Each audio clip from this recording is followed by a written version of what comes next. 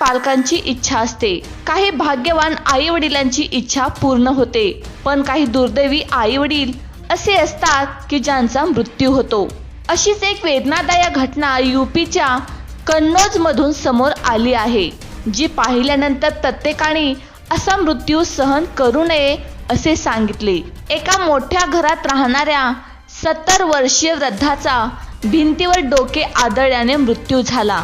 वृद्धाला 2 मुले आहेत, त्यापैकी मोठा मुलगा अमेरिकेत आणि लहान मुलगा बेंगळुरूमध्ये काम करतो, परंतु वृद्धाचा मृतदेह 3 दिवस कुजत राहिला आणि कोणाची दखल घेतली नाही। त्यांच्या मृत्यूची बातमी त्यांच्या मुलापर्यंत पोहोचली नाही किंवा त्यांच्या मृत्यूची बातमी कोणालाही मिळाली नाही।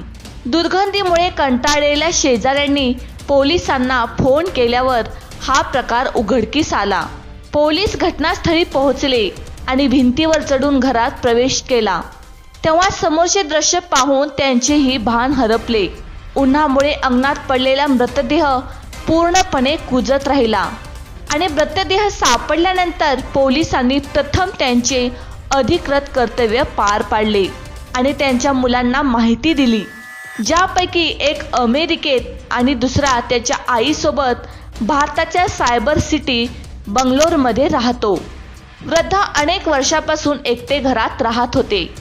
अरुण कुमार मिश्रा असे मृत्युमुखी पडलेल्या वृद्धाचे नाव आहे। अरुण कानपूर येथील एका कारखान्यात काम करायचा अशी माहिती समोर आली आहे। वयोवृद्ध गेल्या अनेक वर्षापासून घरात एकटेच राहत असल्याची माहिती पोलिसांना आजूबाजूच्या लोकांकडून मिळाली। एक मुलगा अमेरिकेत आणि दुसरा बेंगळुरूला। अरुण कुमार यांच्यावर अंत्यसंस्कार त्यांच्या कुटुंबियांच्या आगमनानंतरच होणार आहेत।